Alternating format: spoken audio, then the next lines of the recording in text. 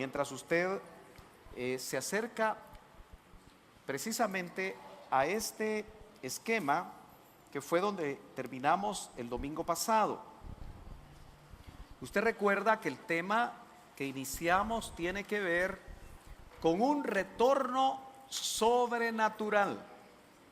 Hoy vamos a ver algunas cosas mucho más específicas, probadas por las noticias que se están de alguna manera estableciendo de una manera clara, que nos llegan a nosotros de muchas formas, acerca de ese retorno sobrenatural y cómo esa señal, una vez más, como otras que hemos visto en el pasado, nos indican que estamos viviendo lo que hemos llamado tiempos finales.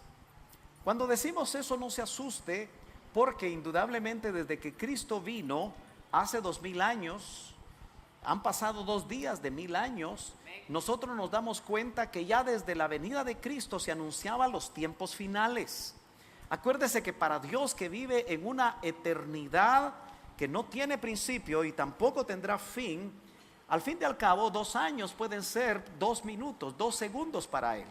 El tiempo en el cual el Señor vive es un presente continuo también, donde ve el inicio y ve el final. ¿Cuántos saben que Dios trabaja por ciclos?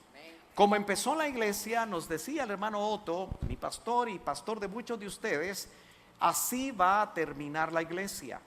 Y es interesante que en este esquema, que creo que todos logran ver muy bien, hablamos el domingo pasado de una posible guerra pequeña, así la llamo yo, pero con grandes resultados territoriales para Israel. Eso está en el Salmo 83, que espero que usted lo haya leído, así como leyó también, porque lo invité a leer Ezequiel 38 y lo invité también a leer Ezequiel 39. Yo sé, hermano amado, que a usted no le gusta leer la Biblia y que el 80% de ustedes no lo hizo. ¿Aló? Dice amén porque no lo hizo, o amén porque no le gusta leer la Biblia. ¿Aló? Pero es muy importante que usted trate de ser invitado por el Espíritu cuando el pastor de la congregación lo invita a leer. Yo sé que el Espíritu Santo lo invita a leer a usted, pero a veces no sabemos qué leer en la Biblia, ¿verdad? Por eso mucha gente cuando lee la Biblia busca programas de lectura de la Biblia en un año. Pero esos programas no funcionan muy bien, porque puede leerla en un año y cuando llegue el 31 de diciembre y lea el capítulo 22 de Apocalipsis y el último de los versos, usted va a decir, ¿y de qué trata esto? Porque no necesariamente leer de corrido ciertos capítulos de la Biblia cada día le van a ayudar a usted a tener realmente todo un panorama general. Quizá lo tendría que hacer 5 o 6 veces. Es un libro muy extenso. ¿Y cuántos saben que un solo versículo de la Biblia habla muchas cosas? Si usted empieza a leer Génesis capítulo 1 y verso 1, usted se da cuenta que abre una gran brecha entre el capítulo 1 y verso 1 y el verso 2, y se queda usted ahí viendo lo que es una eternidad pasada, de donde nuestro pastor tuvo tanta revelación solo en el primer verso. Eso quiere decir que el Espíritu Santo nos va poniendo diferentes temas que son importantes, y yo creo que el retorno sobrenatural de un pueblo que se ha hablado en todo el Antiguo Testamento, que es el pueblo de Dios.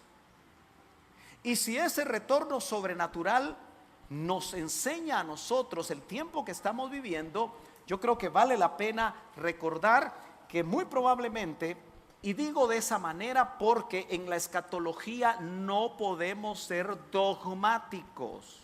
¿Está de acuerdo conmigo? Tenemos hasta cierto punto que tener cierto grado de expectativa ante lo que el Espíritu Santo nos está confirmando a cada uno de nosotros, si es que buscamos con mucho detenimiento revelación del tiempo final, los detalles que el Señor nos quiere mostrar. Dijimos que la semana 70 de Daniel, esta que ve usted aquí, siempre separada por 3 años y medio de tribulación, 3 años y medio de gran tribulación, una semana de 7 años, está flanqueada por 2 grandes guerras. Eso no lo dije yo, lo dijo el hermano Otto. Yo le hablo del hermano Otto porque fue un varón que recibió esa revelación. No voy a saludar con sombrero ajeno. Y pudo haber estado equivocado. ¿Cuántos saben que los hombres nos equivocamos? Por eso usted tiene que ser acucioso. Ya fueron 20 años que él murió y obviamente lo que dejó siempre es digno de ser examinado, pero me parece a mí que el escenario mundial y especialmente donde está Israel, que es el ombligo del mundo, continuamente, y aquí hay hermanos como Juan Carlos. Juan Carlos, a ti te gusta mucho la escatología, ¿no es cierto? Desde que nos hemos conocido me mandas información, ¿verdad? Sobre la escatología, y puede haber muchos aquí interesados en la escatología, porque son los eventos del final que tienen que ver con nosotros en este tiempo. Sin embargo, el retorno sobrenatural es de Israel. Pero yo le voy a decir una cosa, cuando ese retorno sobrenatural, y ojalá que me dé tiempo para ver todo lo que podemos ver en esta mañana, ocurra, nosotros tenemos que habernos ido ya. Cuando se complete ese retorno, y lo vamos a ver en algunos versículos, esa guerra de Gog y Magog que probablemente será después del Salmo 83, que no lo voy a explicar porque ya lo hemos explicado en otras ocasiones. Y al final de esa semana se va a dar otra gran guerra, que es guerra de Armagedón. Solo repito que no debemos de juntarlas. El mundo las junta, los teólogos las juntan y creen que es la famosa tercera guerra mundial como un solo evento. Y por eso muchas veces se confunden, y algunos dicen que el Señor no va a venir en una venida secreta por la novia, que es la gran esperanza que nosotros tenemos, ¿no es cierto? Usted todavía tiene esa esperanza. Gloria a Dios. Bueno, tenemos que avanzar y acompáñeme. Usted que leyó Ezequiel 38, vamos a empezar en el 19. No lo puedo manejar verso por verso porque usted se me aburriría. Yo anhelara tener gente que me oyera por horas y horas y horas, porque yo oí así a mi pastor. Una vez se le ocurrió al hermano Otto ir a Escuintla e invitar a un grupo de ministros, y habló 8 horas seguidas, enseñándonos el capítulo 1 de Apocalipsis, el capítulo 2 de Apocalipsis, el capítulo 3 de Apocalipsis, hasta el capítulo 22, hermano. Yo cuando salí de ahí no sabía ni cómo me llamaba. En serio, no sabía digerir tanta comida. Eso hace muchos años, más de 25 años, pero todavía me recuerdo de eso. Y usted sabe que él tiene una serie de enseñanzas de capítulo 1 de Apocalipsis, capítulo 2, tiene todas las enseñanzas capítulo por capítulo de Daniel, y yo me imagino que todos ustedes las han oído. Solo los que dijeron aleluya y amén las han oído. Ezequiel 38, 19, gloria a Dios, dice: y en mi celo y en el fuego de mi furor declaro que ciertamente en aquel día habrá, dice, un gran terremoto en la tierra de Israel. ¿Cuántos habían leído ese verso alguna vez? ¿Habrá noticia de un gran terremoto en alguna parte, en algún tiempo de Israel? Me parece que cuando la Biblia dice un gran terremoto, ayúdeme usted a pensar qué grado de intensidad será ese gran terremoto para que la Biblia lo llame gran terremoto. ¿Me ayuda? Para usted, un gran terremoto, ¿qué grado sería en la escala de Richter? ¿Cuánto? 9 por lo menos, o 10, dice mi hermano. Usted sabe que en Guatemala, el 14 de febrero de 1900, ¿cuánto fue? 76, sí, yo tenía 16 años. El terremoto fue 7.3 en la escala de Richter. ¿Lo sabe usted? Si usted lo multiplica y le sube un grado, 8.3, un sismo que todavía es menor que el que dijo Juan Carlos o mi hermano Juan José, 10. Cada grado multiplica 10 veces la intensidad del terremoto. Así que mis hermanos están hablando, por lo menos el que habló de 9, de casi 20 veces. No, y no funciona así, sino que se multiplica 10 veces y luego esa intensidad se multiplica otras 10 veces. Así que ¿cuántos fueron testigos del terremoto del 73 en Guatemala? ¿Se imagina usted un grado 9? Me parece que todavía ese terremoto no hay historia, no hay registros que se haya dado en Israel. Entonces es una señal. La vez pasada investigaba que Israel, usted sabe que ahí están los grandes científicos del mundo.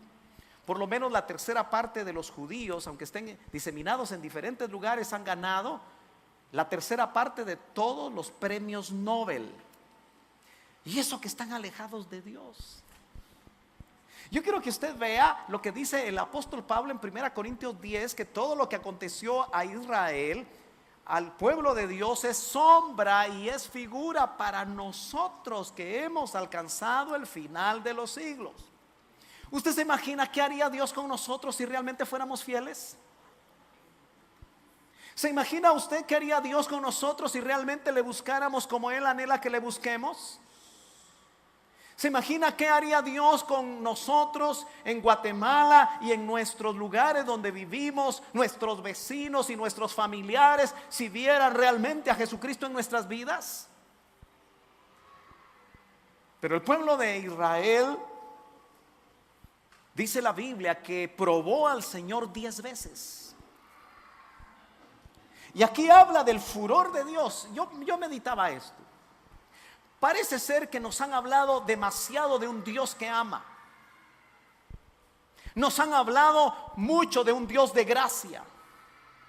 Nos han hablado que el Señor murió en la cruz del Calvario y derramó su sangre por nuestros pecados. Pero se les ha olvidado a muchos hablar de un Dios que yo leo aún en el Nuevo Testamento, que nos habla también que Él es fuego consumidor. Y que dice el Nuevo Testamento que es necesario que el juicio comience por la casa de Dios. Y nosotros somos la casa de Dios. Aleluya. Dice que si el justo, ¿cuántos aquí somos justos? No porque seamos buenos, sino porque uno ya nos justificó. Pero dice la Biblia, si el justo con dificultad se salva, ¿dónde va a quedar el pecador? ¿Dónde va a quedar el impío? Porque el impío es uno que aprendió a vivir la vida de Dios, a ser pío, pero se volvió impío. A veces, hermanos, hemos conocido gente que ha caminado con nosotros y se volvieron impíos por diferentes razones. Entonces, esta señal de este terremoto, yo me pregunto si va y me acompaña a Apocalipsis capítulo número 6 y verso 12, si será el mismo. Hoy en día tenemos que ser acuciosos. Yo como anhelo que realmente, como están diciendo los jóvenes, despierten. Porque donde yo empecé a estudiar la Biblia, yo tenía 14 años. Y no me quiero poner de ejemplo, pero creo que es importante que si yo empecé a estudiar la Biblia a los 14 años y todavía faltaba mucho tiempo para que el Señor viniera y no ha venido, cuánto más los jóvenes de estos tiempos deberían de buscar la palabra de Dios como algo tan importante. Pero hoy los jóvenes son conocedores de muchas de las series de Netflix. Son expertos. Si tuviéramos la oportunidad de preguntarles, nos dirían muchas cosas. Hay jóvenes que se saben todos los nombres de los artistas de moda, saben todos los personajes de Marvel, conocen todos los personajes de los chinos y de los coreanos. Y son personas interesadas en todo eso. Se hacen colecciones de esas cosas, pero no se profundiza en la palabra de Dios. Cuando yo hago esta pregunta es porque vale la pena que nosotros nos pongamos a pensar leyendo Apocalipsis 6:12. Vi cuando el Cordero abrió el sexto sello. ¿Cuántos están familiarizados con los primeros 4 sellos? ¿Cuál es la característica de los primeros 4 sellos en Apocalipsis capítulo 6? ¿Qué característica tienen? Alguien que me diga. ¿Ok? Están relacionados cada uno de ellos con los 4 seres vivientes. Otra característica que los hace común a los 4 sellos. ¿Perdón? Son 4 jinetes. El primero es un color. Hermanos, no me hagan quedar mal ante mis visitas, por favor. Ustedes conocen eso desde que nacieron.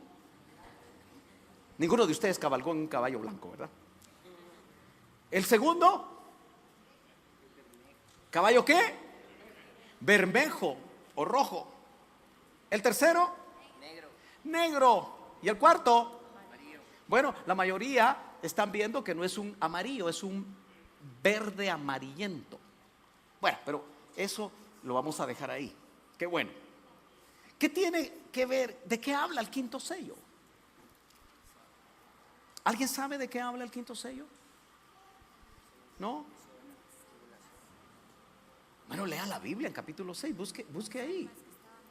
Pero el sexto, mientras usted llega al quinto, dice: vi cuando el Cordero abrió el sexto sello. La iglesia novia estará cuando se abra el sexto sello. Ay, hermano, ¿qué le pasa a usted? ¿Estará la iglesia novia en la tierra cuando se abra el sexto sello? Bueno, hay muchos que dicen que sí. Hay ministros que tienen mucha información en las redes que están diciendo que el séptimo sello ya se abrió. ¿Será cierto? Bueno, pero ¿qué pruebas tiene usted para decir que no? A estas alturas usted se encuentra con alguna oveja que oye a estos ministros que dicen que ya se abrió el séptimo sello y usted dice que no. ¿Usted qué diría? Le voy a traer a mi pastor. Y el otro va a decir: y yo le voy a traer a mi apóstol. No. Usted ya tiene que tener convicción. ¿O no? En el momento que el séptimo sello se abre, suena la primera trompeta. E incluso han estado diciendo que ya uno de los ayes ya se escuchó el primer ay. ¿Sabe cuál es el problema? No son bautistas los que lo están diciendo. No son presbiterianos los que lo están diciendo, ni nazareos o nazarenos. Son discípulos del hermano Otto. ¿Y sabe qué es lo más tremendo? Que usted los oye. ¿O no? Unos dicen que no, pero todos los que dicen que el que calla, otorga. Y si usted está oyendo que el séptimo sello ya se abrió, hermano amado, entonces quiere decir que el sexto también. Ahora, ¿qué dice el sexto? ¿Por qué estarán diciendo? Porque alguna razón, alguna idea tendrán, porque no creo que sean locos. Pero alguna idea tendrán cuando dice: y hubo un gran. ¿Sabe por qué hago énfasis en gran? Por lo que estamos hablando de Ezequiel, terremoto. En Chile ya hubo un terremoto 9.5, ¿cierto? ¿Y qué produjo mi hermana en Chile? Un maremoto, ¿no? O sea, un 9.5 es grande. Pero por eso mi pregunta, y espero que usted se haga o medite y llegue a una conclusión usted, porque a mí, yo necesito que usted lea la palabra, le pida al Espíritu Santo que le hable, que le revele. Por eso la pregunta es: ¿será el mismo terremoto Porque ese terremoto es en Israel. ¿O será que no? Apocalipsis no dice dónde. ¿Lo nota? Pero si no es lo mismo, hay dos grandes terremotos. Dice, y el sol se puso negro como silicio. Podríamos pensar como resultado de ese gran terremoto. Alguna vez le enseñé a usted como una tesis que algunos están esperando, y lo siento por los que viven en la bahía de San Francisco, el famoso Big One,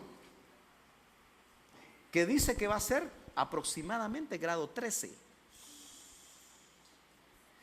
Y es que hay una gran caldera de más de 56 millas, me parece, en el parque llamado Yellowstone. No sé si se pronuncia bien así, pero yo tengo un inglés de puerto. Y los científicos creen que cuando esa caldera explote, el resultado va a ser que todo lo que saque ese volcán, porque es un volcán enorme, va a producir algo parecido, porque las nubes van a cubrir realmente buena parte de la tierra. Eso lo dicen los científicos, no lo está diciendo un teólogo. Pero lo ponen a pensar a uno si eso realmente, si ese de Yellowstone es el que está aquí en el sello sexto. Si es así, entonces, hermanos amados, quienes dicen que el séptimo sello ya se abrió, están mintiendo. Es peligroso esto. Porque yo sé que usted tiene vínculos emocionales con algunos ministros. Hasta quisiera que yo los invitara aquí para oírlos. Y tal vez si los traigo, usted viene. Aleluya. Pero usted tiene que ya tener un criterio propio. Ya no puede ser una persona que todo lo que le dice el pastor usted se lo traga. O lo que oye en la radio o en la televisión. Porque hay demasiada confusión y se va a poner peor. Al punto que usted no va a saber qué hacer. Y usted tiene que cuidar su corazón. Entonces dice, se puso negro como silicio hecho de cerda, y toda la luna se volvió como sangre. Yo lo que creo en mi corazón, lo que tengo testimonio de lo que el Señor me ha mostrado, es que la iglesia novia no va a estar para cuando eso sea. Yo creo con todo mi corazón que es hasta el sello cuarto que nosotros como novia vamos a estar. Bueno, seguimos avanzando. ¿No está usted miedoso? No. Vayamos a Isaías. Fíjese que encontré en Isaías 11 un capítulo digno de estudiar. Yo a veces quisiera dedicarme solo a estudiar. Solo a eso. No quisiera estar pensando en construir templos. No quisiera estar pensando en muchas otras cosas administrativas. Pero a veces hay que hacerlo. Pero dice, y le puse aquí una promesa escatológica para Israel. Isaías capítulo 11, verso 12, que tiene que ver con el tema que estamos abordando. Dice, alzará un estandarte ante las naciones, reunirá a los desterrados de Israel y juntará a los dispersos de Judá de los 4 confines de la tierra. La pregunta es ¿cuándo? Esa es una promesa.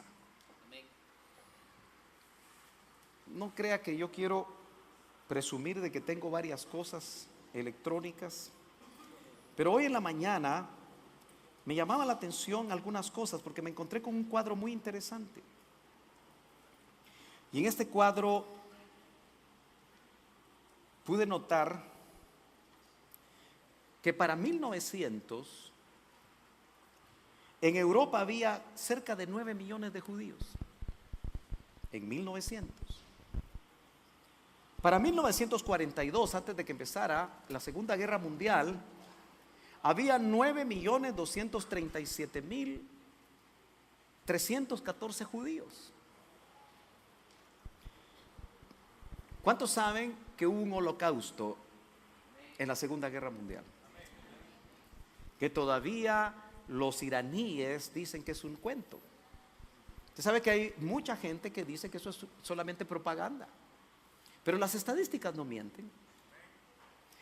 Y para 1970 en Europa solo habían 3.228.000 judíos de 9 millones. ¿Qué pasó con los otros 6 millones? Un hombre, engendro satánico, llamado Hitler. Espero que aquí no haya un neonazi. Si no, lo reprendemos en el nombre de Jesús. Se encargó de desaparecer 6 millones de judíos. Y eso muchos no lo llaman genocidio. Y nosotros los cristianos evangélicos, y digo evangélicos para separarnos de los demás, pero me gusta más, nosotros los hijos de Dios debemos amar a Israel, hermano. Si usted es pro-palestino, me gustaría platicar con usted. Yo no soy político ni nada que se le parezca, pero puede ser que tenga mala información. Y para el 2010 en Europa ya solo habían 1.455.000 judíos. ¿Sabe por qué?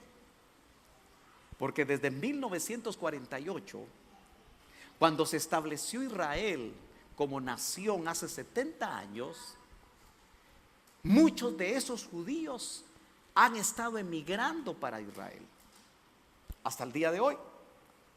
Y de eso vamos a hablar. Pero ¿sabe por qué? Porque el Señor dice: alzaré un estandarte ante las naciones, reunirá a los desterrados de Israel y juntará a los dispersos de Judá, de los 4 confines de la tierra.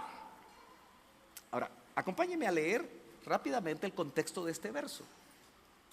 Es el verso 11, es el verso 1 del capítulo, o mejor dicho, el verso 12 del capítulo 11, pero vayamos al 1. Siempre es bueno conocer los contextos cercanos de la escritura. Dice amén. Dice, mire cómo inicia el capítulo 11. Es una promesa para el pueblo de Israel que se va a cumplir. Usted me va a decir en quién. Y brotará un retoño del tronco de Isaí, y un vástago de sus raíces dará fruto. ¿Quién es ese vástago? ¿Quién es ese retoño del tronco de Isaí? ¿Quién es? Cristo. ¿Todos están de acuerdo que es Cristo? Amén. ¿Están seguros que está hablando de eso la escritura? Amén. Me interesa mucho que usted esté en autos, hermano amado. Y el verso 2 dice: y reposará sobre él, muy claro, el espíritu del Señor, 1. Espíritu de sabiduría, 2. Espíritu de inteligencia, 3. Espíritu de consejo, 4. Espíritu de poder, 5. Espíritu de conocimiento, 6. Y espíritu de temor del Señor, 7. Los 7 espíritus de Jehová reposarán sobre el retoño de Isaí. Aleluya. Hoy hay hombres que dicen que tienen los 5 ministerios. Tienen la desfachatez de decir que tienen los 5 ministerios, pero ninguno de ellos se ha atrevido a decir que tiene los 7 espíritus de Dios. Gracias a Dios, pero algún loco aparecerá alguna vez. Y habrá gente loca, más loca, que creerá que ese hombre tiene los 7 espíritus del Señor. Pero es Jesucristo, es Jesús, es el tronco de la tribu de Isaí, o más que la tribu, de la casa de Isaí. Dice amén. Verso 3, vamos rápido aquí. Usted sabe que está hablando de la primera venida. El capítulo 11 hace un resumen escatológico impresionante. Y dice el verso 3: se deleitará en el temor del Señor. Está hablando de Cristo. Y no juzgará por lo que vean sus ojos. Usted sabe que todos los que estamos aquí juzgamos por lo que ven nuestros ojos. Si es chiquito, feíto, nadie le pone atención, ¿cierto? Por eso Isaí no quería presentar al octavo, que era David. Presentó a los grandotes, pero no presentó a David. Pero el Señor dice que Él mira lo que está dentro de nuestro corazón. Ni sentenciará por lo que oigan sus oídos. Tenga cuidado con lo que oye acerca de otros. Verifique si es cierto y no se vuelva un murmurador. Si oye algo que no sabe si es verdad, busque la información de primera mano. Venga al pastor, vaya con el encargado de algún área, pregúntele: ¿es cierto que usted dijo eso de mí?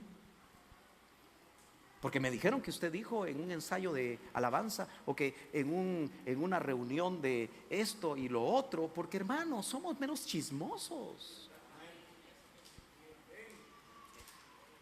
Aleluya. No juzgue. Dice: ni sentenciará por lo que oigan sus oídos. Verso 4: sino que juzgará al pobre con justicia. Mire, en el verso 4,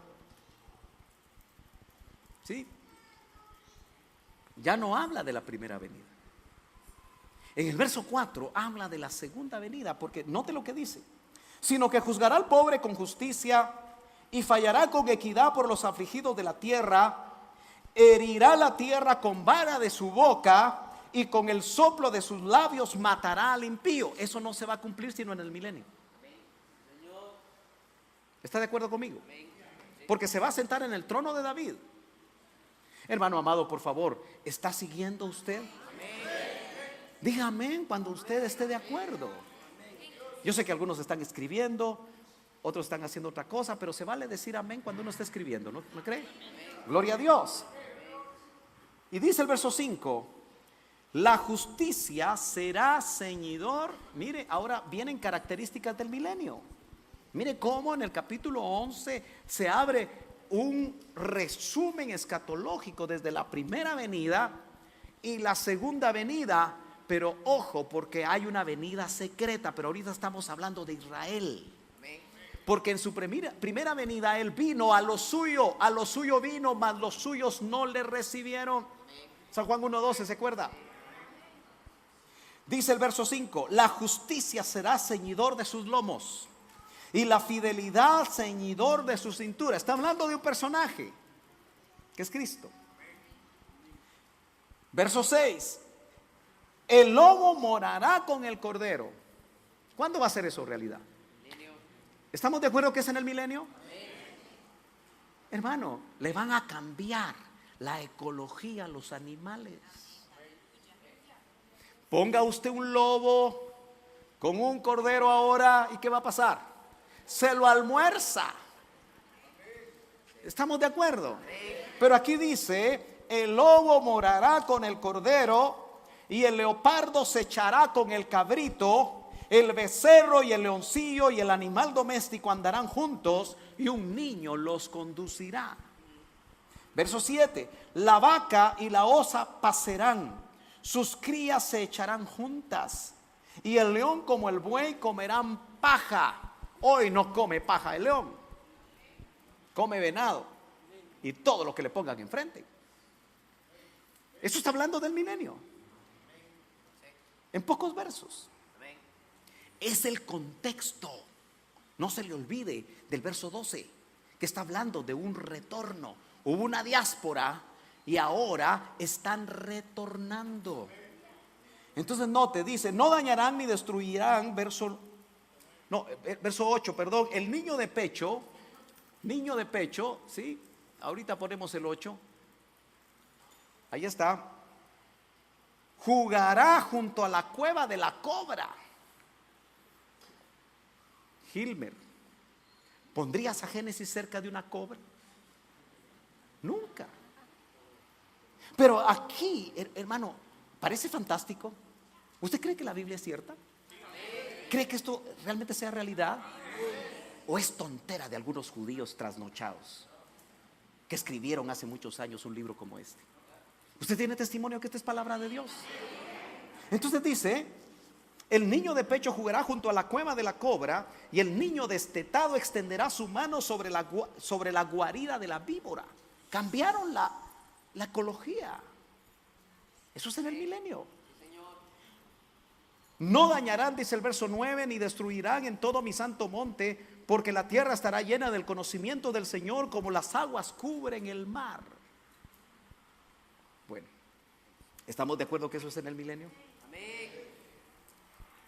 Verso 10. Acontecerá, dice, en aquel día. ¿Cuál día?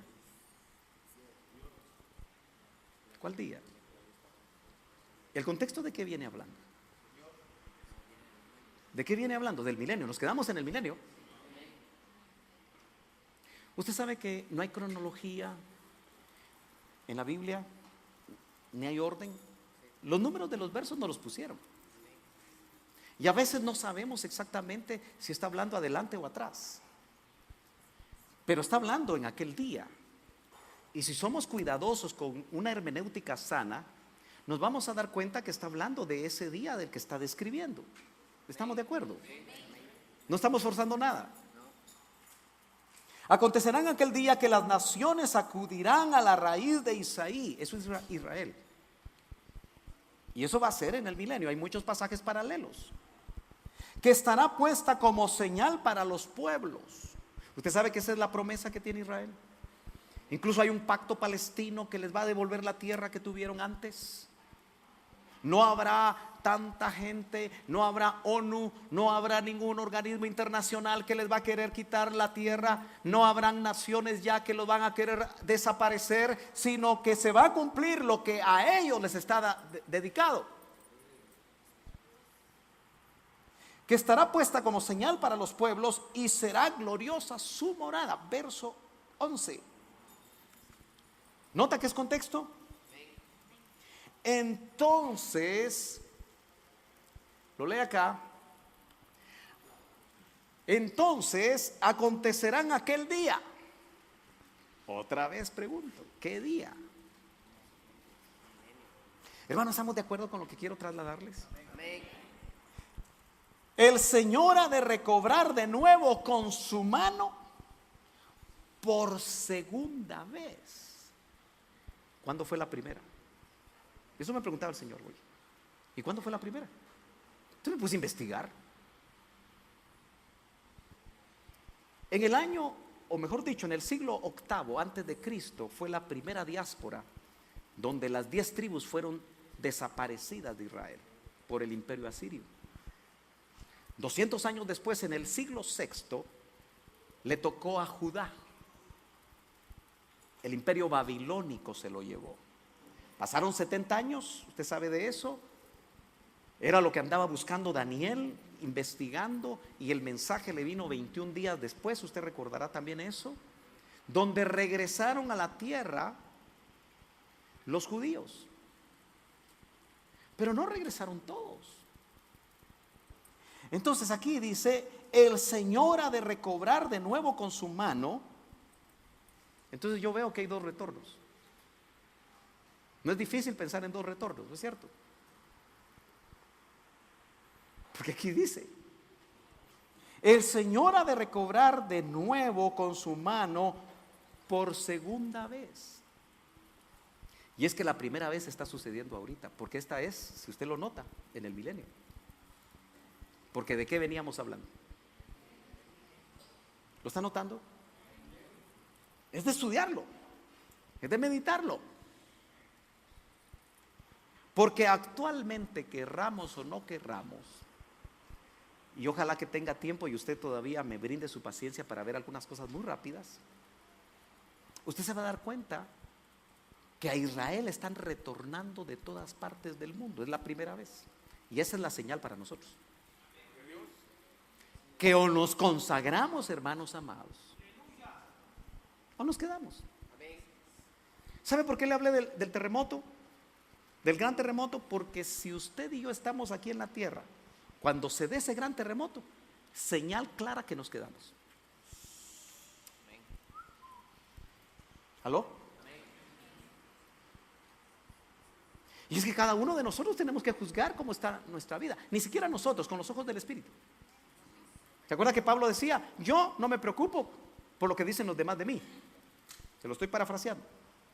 Ni siquiera lo que yo pienso acerca de mí mismo. A mí lo que me preocupa es lo que Dios piensa de mí.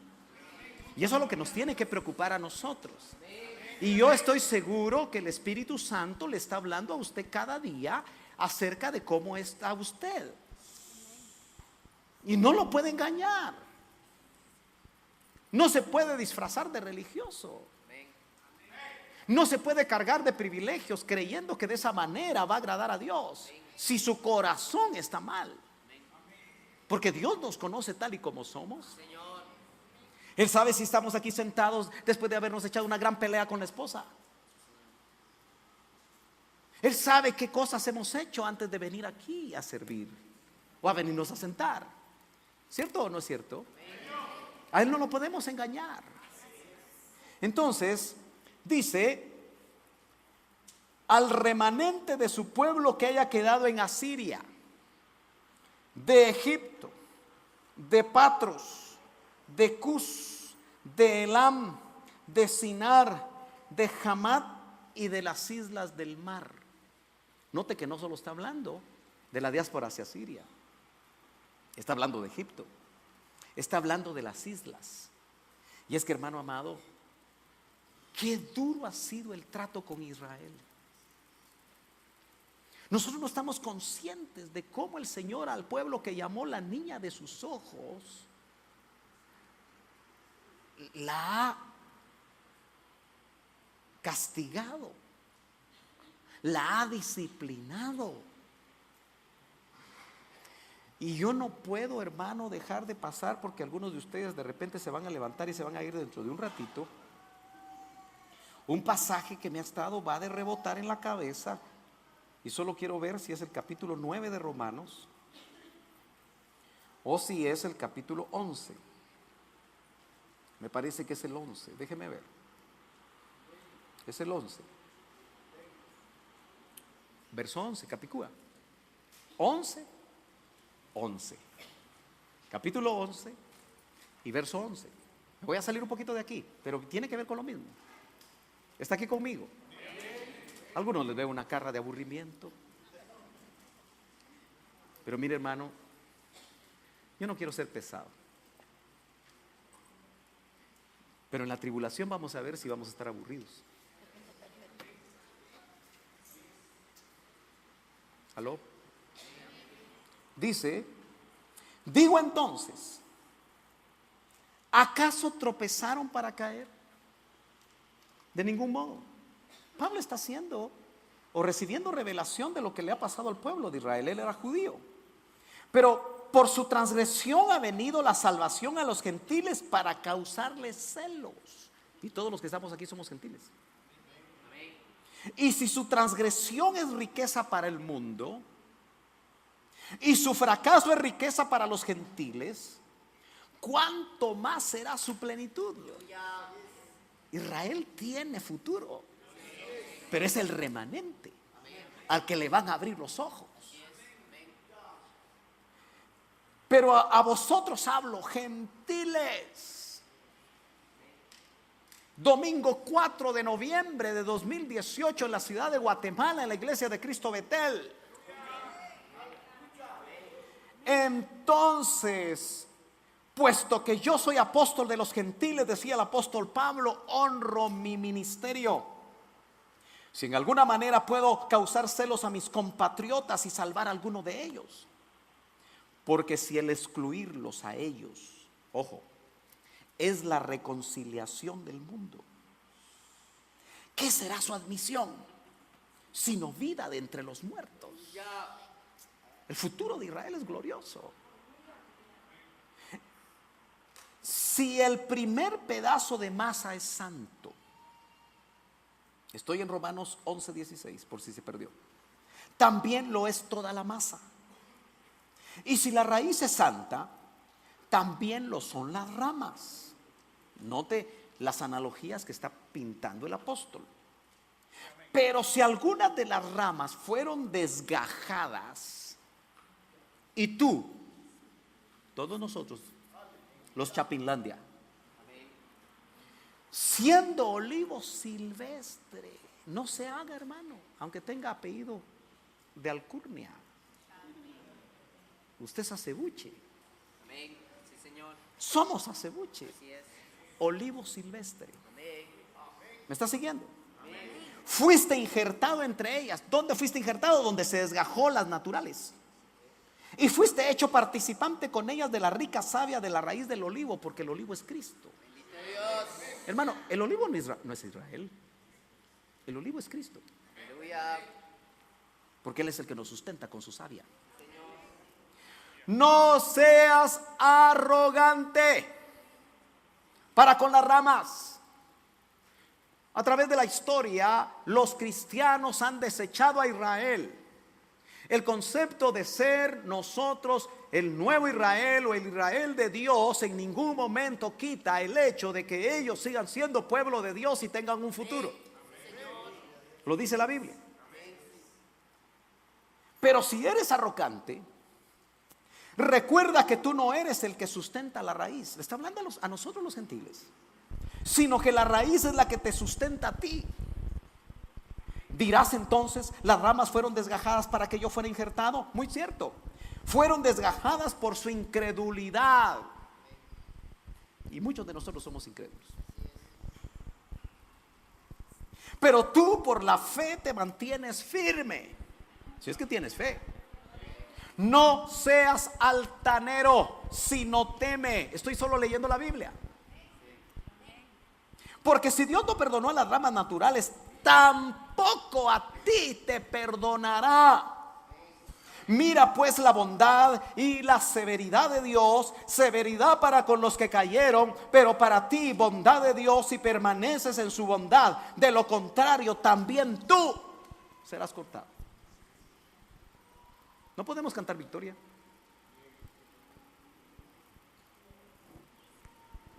Porque estamos viendo lo que está aconteciendo en el mundo y seguimos viviendo igual, hermano. Ay, ¿quién le vino a contar? A mí nadie me ha contado nada.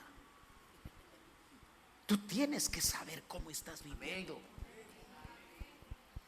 Yo sería culpable delante de Dios por tu alma si no te hablara de esta manera. Aunque te retiñan los oídos, aunque te crujan los dientes, aunque estés enojado conmigo y estés pensando no volver a Iglesia de Cristo Betel, yo lo tengo que hablar.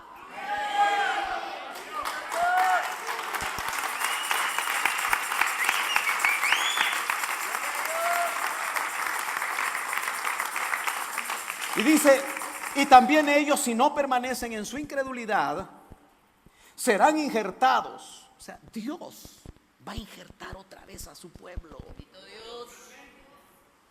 Pues poderoso es Dios para injertarlos de nuevo. Pero si tú fuiste cortado de lo que por naturaleza es un olivo silvestre, y contra lo que es natural es una operación de Dios, fuiste injertado en un olivo cultivado, ¿cuánto más estos que son las ramas naturales serán injertados en su propio olivo? Porque no quiero, hermanos, que ignoréis 11:25 este misterio, para que no seáis sabios en vuestra propia opinión, que a Israel le ha acontecido un endurecimiento parcial hasta que haya entrado la plenitud de los gentiles. Yo pregunto, ¿cuántos aquí que estamos en esta mañana tenemos un endurecimiento parcial también? Porque el pecado endurece el corazón. Así es. Muchos se han dedicado a vivir una vida como bien les parezca, sin seguir los mandamientos del Señor, sin oír la voz del Espíritu Santo. Y nos justificamos. Y si me da unos 10 minutos más, yo vuelvo a la presentación. Si no, seguimos el otro domingo. Al fin y al cabo yo tengo tiempo. No sé si usted también. Mire pues, verso 12 estábamos, ¿verdad? Vamos a irnos a Deuteronomio capítulo 30. Déjeme leerlo rapidito. Voy a tratar de no hacer muchos comentarios. Pero es que a Israel lo que le está pasando, se lo anunciaron. Y a nosotros lo que nos puede pasar nos lo están anunciando. Y sucederá que cuando todas estas cosas, verso 1, hayan venido sobre ti, la bendición y la maldición que he puesto delante de ti, y tú las recuerdes en todas las naciones a donde el Señor tu Dios te haya desterrado, se lo dijo Moisés cientos de años atrás, y vuelvas al Señor tu Dios. Déjeme regresar. Y vuelvas al Señor tu Dios, tú y tus hijos, y le obedezcas con todo tu corazón y con toda tu alma, conforme a todo lo que yo te ordeno hoy. Entonces el Señor tu Dios te hará volver de tu cautividad y tendrá compasión de ti. Hermano, Dios tiene compasión de nosotros. Nosotros éramos esclavos del pecado. Y si somos el Israel de Dios dentro de los gentiles, todo lo que Dios ha hecho con ellos se parece a lo que está haciendo con nosotros. Hay un paralelo ahí. Y tendré compasión de ti y te recogeré de nuevo de entre todos los pueblos a donde el Señor tu Dios te haya dispersado. Si tus desterrados están en los confines de la tierra, de ahí el Señor tu Dios te recogerá y de ahí te hará volver. Y el Señor tu Dios te llevará a la tierra que tus padres poseyeron, y tú la poseerás, y Él te prosperará y te multiplicará más que a tus padres. Además, el Señor tu Dios circuncidará tu corazón. Ya no es circuncisión de prepucios físicos. ¿Lo nota? Y le está hablando a su pueblo. Y el corazón de tus descendientes, para que ames al Señor tu Dios con todo tu corazón y con toda tu alma, a fin de que vivas. ¿No se parece eso a lo que nos dicen a nosotros? Ama al Señor tu Dios con todas tus fuerzas, con toda tu alma, con toda tu mente, con todo tu corazón, pero vive de acuerdo a ello. No amemos otras cosas más que a Dios, porque se vuelven ídolo. ¿Amas tú más a tu esposa es tu ídolo. ¿Amas más tú a tu esposo es tu ídolo. Yo sé que siempre han habido en las iglesias donde yo he permanecido por 40 y pico de años, mujeres que sacan de las iglesias a sus esposos. Hombres con llamado de Dios que estuvieron más enamorados de sus esposas que de Dios. Y hoy pagan las consecuencias ellos y sus esposas y su familia. Es probable que aquí haya gente que no haya venido porque la esposa le dijo: vayámonos a pasear. Y yo no estoy en contra de salir a pasear, pero busca cuándo paseas. Busca cuándo haces otras cosas, pero dale prioridad a las cosas de Dios, porque estos no son tiempos como hace 20 años, ni son los mismos tiempos de hace 5 años. Si tú estás entendiendo lo que estamos viviendo, necesitamos tomar decisiones que pueden parecer radicales en algún momento. Verso 5 o 6, ya leí el 6, ¿verdad? Déjeme leer algo rápido en Nehemías, ¿sí? Y ya casi voy a terminar. Acuérdate, dice Nehemías, que es un hombre que vive en un periodo de restauración. Yo creo que nosotros, el Espíritu nos quiere meter en un periodo de restauración. Nehemías levantó la muralla de Jerusalén, que habla de ministración del alma, y dice: acuérdate ahora de la palabra que ordenaste a tu siervo Moisés, diciendo: si sois infieles, yo dispersaré entre los pueblos. Hermano amado, yo quiero que usted sepa que si usted es infiel, algo le va a pasar. Algo va a tratar Dios con usted. Si yo soy infiel, Dios va a hacer algo y va a tratar algo conmigo. Quiero que lo entendamos. Si sois infieles, yo os dispersaré entre los pueblos. Nehemías se lo recuerda al pueblo. Pero si volvéis a mí, y el mensaje de esta noche, de esta mañana es: volvamos a Dios, hermanos. Y guardáis mis mandamientos y los cumplís, aunque vuestros desterrados estén en los confines de los cielos. Mira hasta dónde se va. De ahí los recogeré y los traeré al lugar que he escogido para hacer morar ahí mi nombre. Deme 5 minutos más. Isaías 43:5 dice: no temas, porque yo estoy contigo. Del oriente traeré tu descendencia, y del occidente te reuniré. Diré al norte: entrégalos, y al sur: no los retengas. Trae a mis hijos desde lejos, y a mis hijas desde los confines de la tierra. Y eso es lo que está pasando ahora. Déjeme leerle esto muy rápido.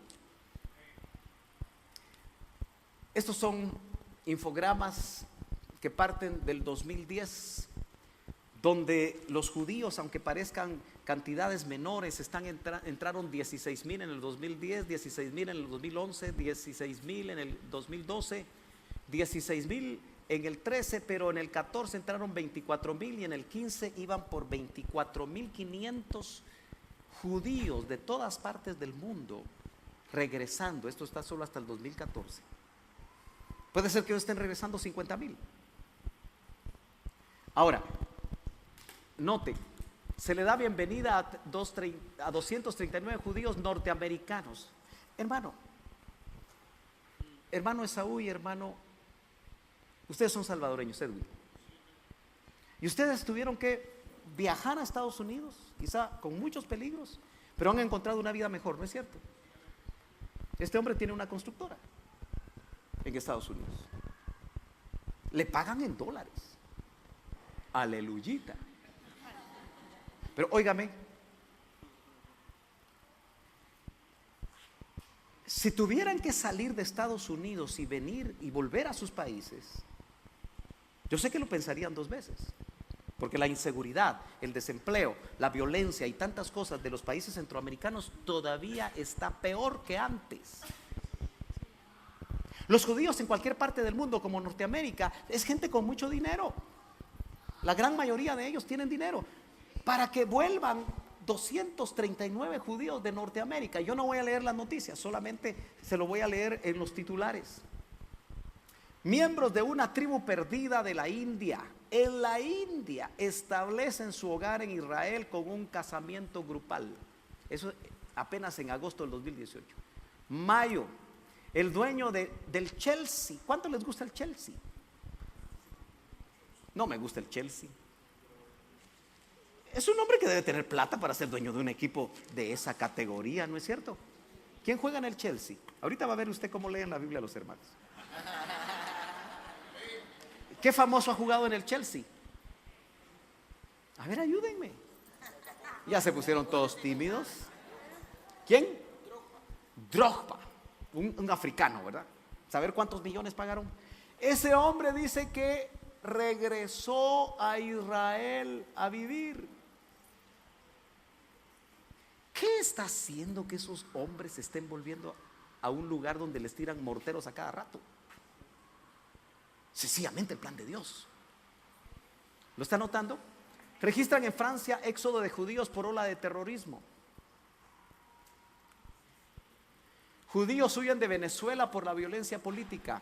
Continúa el retorno a Israel. Ahora de Francia, dice, emigran 200 de Francia. Se dispara el número de judíos europeos que se marchan a Israel. Arribarán 202 miembros de la comunidad judía de la India. Unos 700 inmigrantes judíos habrán llegado este año a Israel. Es el 2016. Tremendo aumento de judíos que vienen a vivir a Israel. El gobierno israelí aprobó el presupuesto para llevar a 1,300 judíos etíopes a Israel. ¿Se estará cumpliendo o no se estará cumpliendo, hermano? Solo apunte. Jeremías 16:14. Levítico 26, 44. Deuteronomio 30 que ya leímos. Salmo 126, 1 al 3 dice: cuando Jehová hiciere volver la cautividad de Sión, seremos como los que sueñan. Entonces nuestra boca se llenará de risa y nuestra lengua de alabanza. El retorno del pueblo judío en la actualidad. Miembros de la tribu perdida de Manasés. Las 10 tribus perdidas en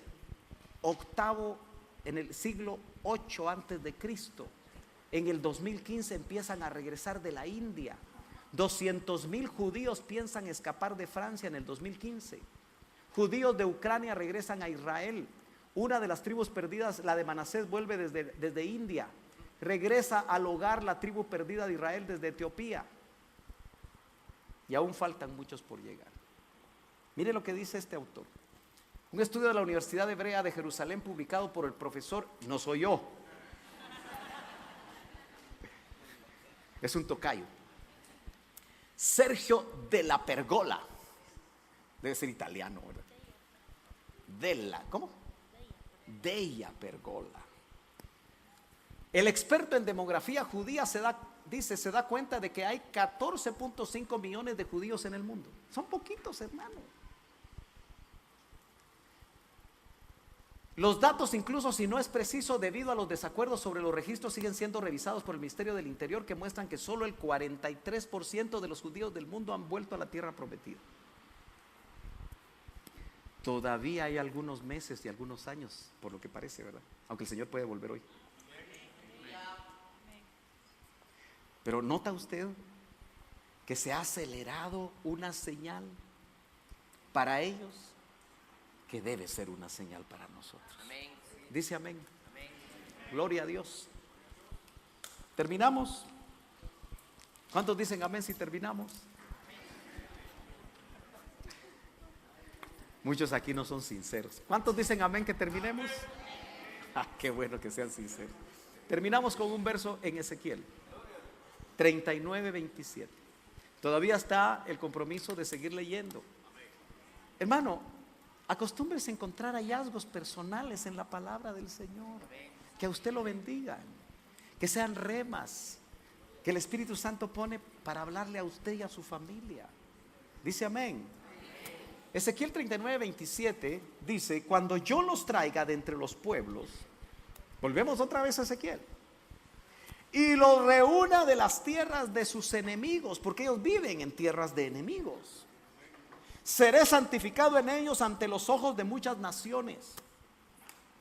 Entonces sabrán que yo soy el Señor su Dios, porque los hice ir al cautiverio entre las naciones y después los reuní de nuevo en su propia tierra. Eso lo estamos viendo. Sin dejar, oiga bien, lo puse en negro, a ninguno de ellos. En Estados Unidos viven cerca de 5 millones de judíos. ¿Cómo va a ser Dios para sacarlos de ahí?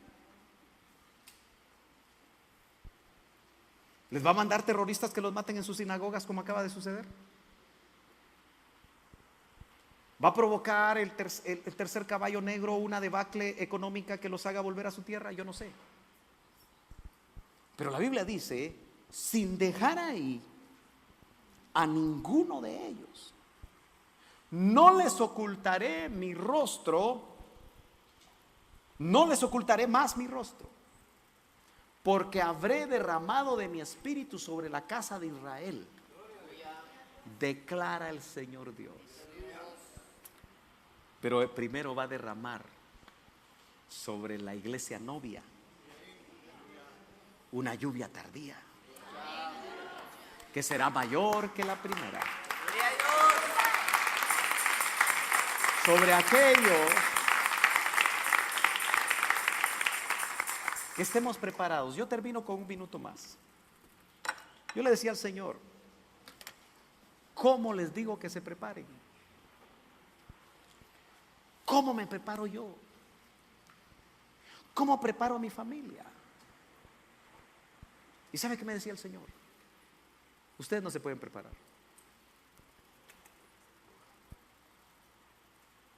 Y por eso es que no nos preparamos.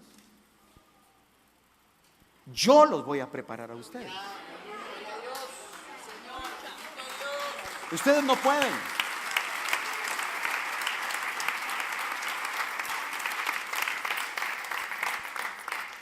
¿Y cómo nos va a preparar?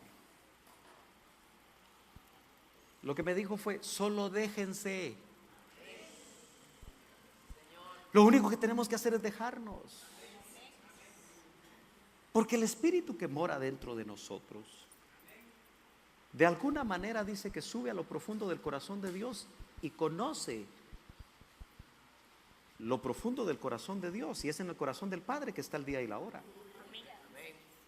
Pero hermano, no podemos nosotros fingir demencia en estos tiempos y decir que nadie nos dijo que el tiempo se termina.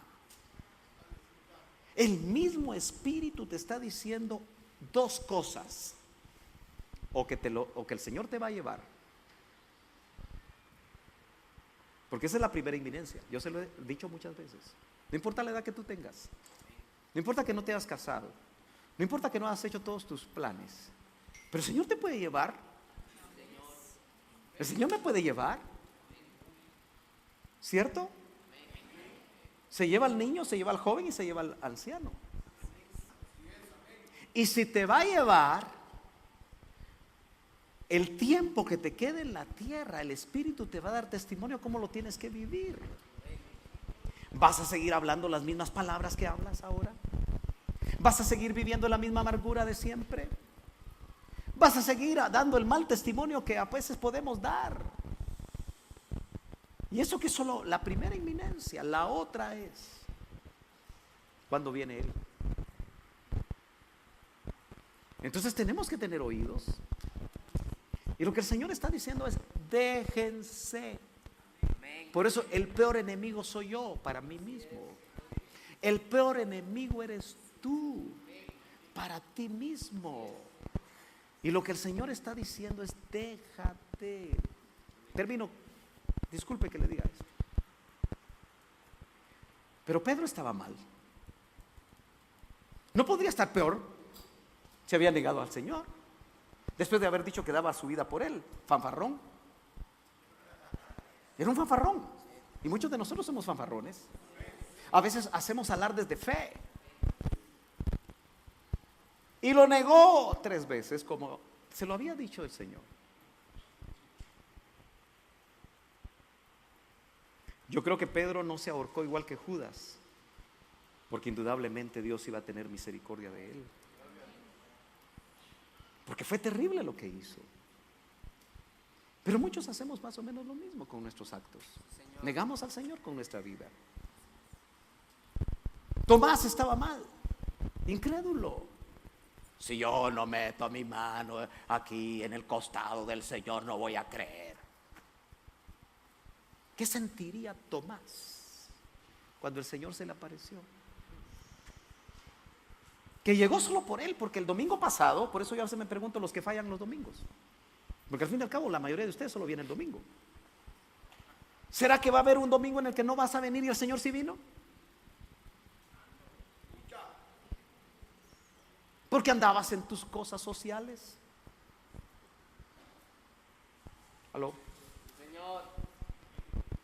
Pero el Señor llegó por Tomás una semana después, se le apareció y le dijo: Tomás, quiere decir que lo había oído, ¿verdad? Ven, mete tu mano. ¿De qué tamaño sería el golpe de lanza, la herida abierta? Que le dice: mete tu mano en mi costado. Y lo tuvo que hacer. ¿Usted se imagina qué sintió Tomás cuando metió la mano? El impacto haber sido impresionante, que cayó de rodillas. Y cuando le pasaron el examen a Pedro: ¿me amas 3 veces? ¿Cree usted que estaban preparados ellos? No estaban preparados. Y eran apóstoles. Entonces, ¿cómo vamos a estar preparados nosotros? Se nos tiene que aparecer por misericordia. La sobrenaturalidad que yo creo con todo mi corazón que va a venir, Aleluya. Mientras las noticias siguen dando cosas paralelas, porque esas son señales, pero no son el camino. No se quede solo con las señales, quédese en el camino. Las señales solo le dicen que usted va bien, que va a llegar al lugar donde tiene que llegar, pero no se engolosine con las señales. Siga en el camino. Y en el camino se le va a aparecer el Señor. Como aquellos dos de Emaús que iban a las aguas tibias, buscando la tibieza, volviendo a lo de antes, golpeando tal vez con su pie una lata o una piedra. Todo lo que nos dijo no era cierto. Iban tristes, iban apesadumbrados, hasta que el Señor, bendito Cristo, se les apareció.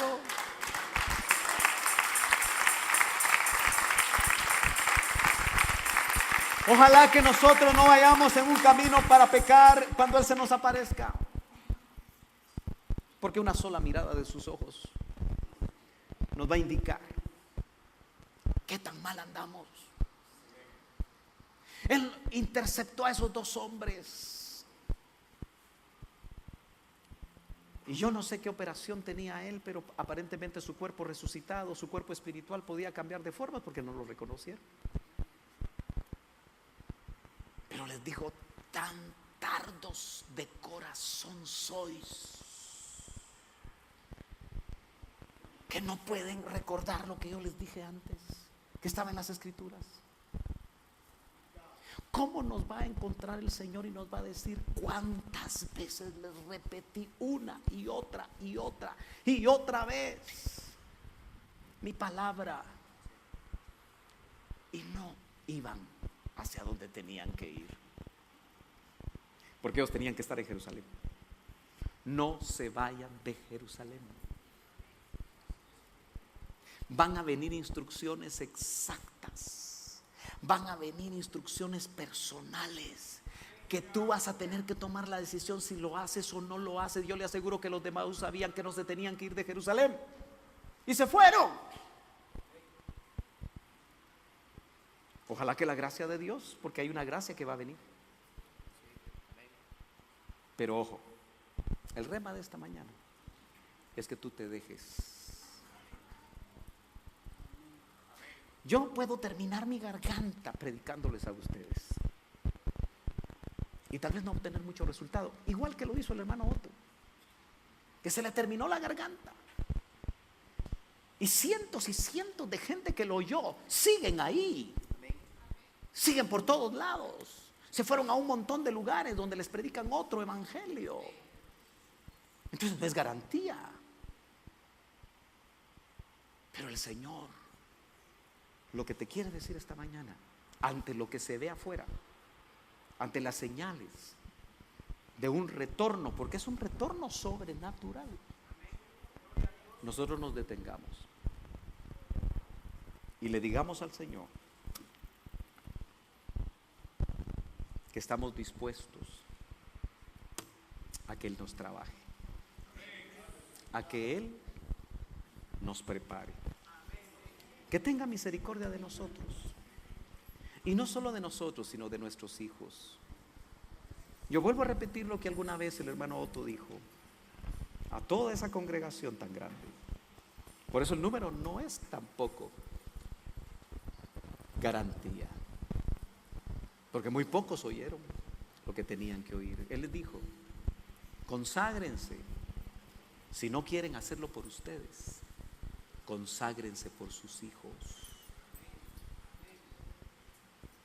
Muchos somos papás.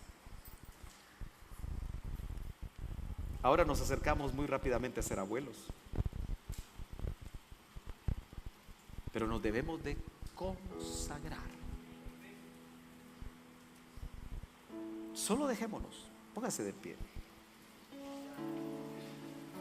Si usted se quiere acercar aquí al altar,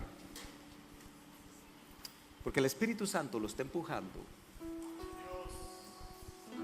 para venirse a poner a cuentas,